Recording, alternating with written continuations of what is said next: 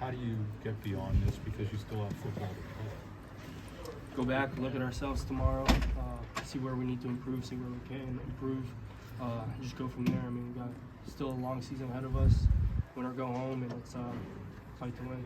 Can you speak to how little margin of error you have against a team with that many weapons? I mean, they have guys kind of everywhere who are pretty fast and pretty big. Yeah, I mean, if you're not doing your job at a high level, and they're going to do their job at a high level, I mean, what do you ask? I mean, you got to be able to do your job at a high level and perform in these games. And it doesn't matter who we're playing and who we're playing against. Number one team in the country, the worst team in the country. You still got to do your job.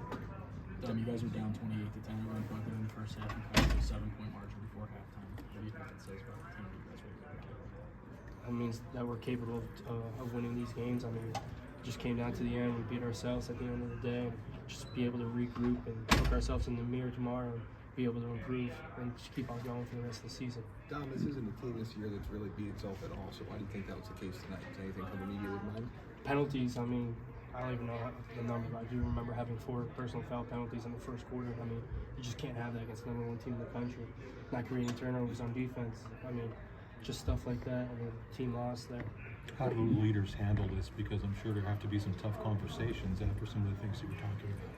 Keeping everyone's hopes up, keeping everyone's beliefs up. I mean, just keeping our heads up at the end of the day. I mean, yeah, it's a tough loss at the end of the day. I mean, you go to the Big Ten championship, but you got to write our own script. I mean, lose to the number one team in the country, lose to the number 3 team in the country.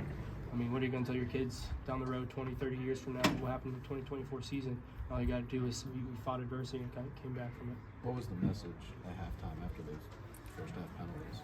0-0. I mean, we got to come out and play our game, punch them in the mouth, and be able to play. I mean, be a third quarter team. I mean, they're a great third quarter team all year, and just didn't execute today.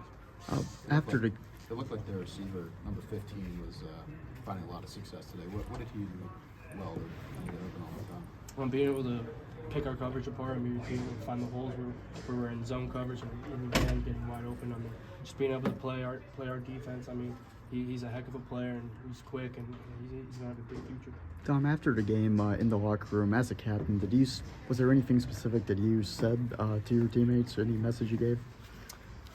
Not like something specific, but Coach Connor had a great message. It's like you're writing your own script for the 2024 season. Like, what's everyone going to ask you 20, 30 years from now? I mean, yeah, you fought adversity, but how does it end? I mean, we still have a long season ahead of us. Win or go home, and I think we're going to take a hard look at ourselves tomorrow and be able to come back from it. Dom, what made Dylan Gabriel so hard to stop today?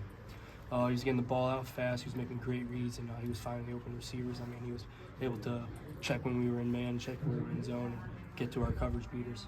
Dom, you guys just gave the number one team in the country one hell of a battle. Do you take any level of accomplishment or pride in that? I mean, yeah, being able to go shot for shot with the number one team in the country is one thing to keep our heads high about.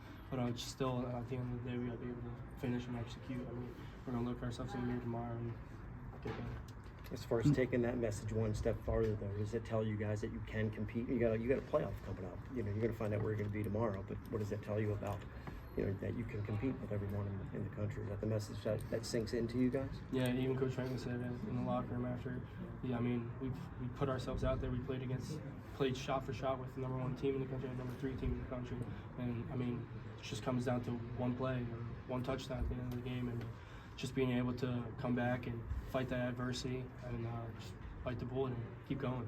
How much of their success offensively had to do with what they were doing well, and how much had to do with the unforced errors, which you've alluded to? So, I mean, both played a huge role in it. I mean, they were a heck of a team. They were really fast and they're playing physical, and we just weren't executing when we needed to. I mean, getting stops on third down was huge, and we needed to keep on doing that. And we left some on the field, but we'll come back for it.